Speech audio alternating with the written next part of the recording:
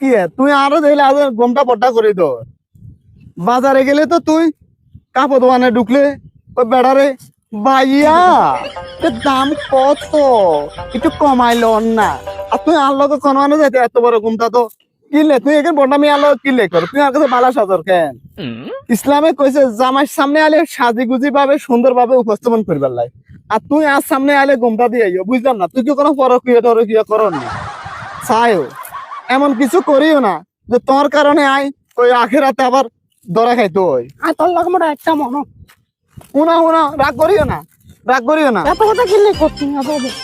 তোর জামাই ওই হাসত তো নামাজ পড়ে আল্লাহরে বলা ঠিক মতো তুমি যদি এগেন করো ওই বলি তোর সামনে এমনি করি না চললে তুই মনে কর ভাই পর পুরুষের সামনে ঘুমটা সারা চলে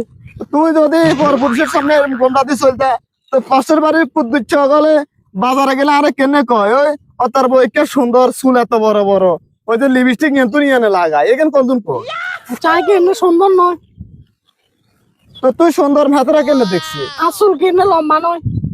সেটা তো ঠিক আছে লম্বা তো তাহলে এতটা করলে দোষ নাই তারা তোর বোর প্রশংসা করে এটা আর তোর মালা না আর বোর প্রশংসা করন লাগতো না বোর প্রশংসা করো মাই অন্য বেটা প্রশংসা কিনলে করবা তুই অন্য বেটার দেখে বেলা না আছো অলগ আর একটা মনে মরে তুই এখানে করবে লাগে আর আইনতে এই যে শুনো না না তুই যাও আরে শুনো আর তোর খারাপ লাগবেন আর এই দুনিয়ায় কদিন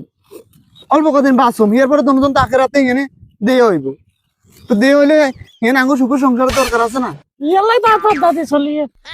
আরে পদ্মা তো দিস চলো রে পদ্মা সবসময় দিও খালি জামাইলা দিও না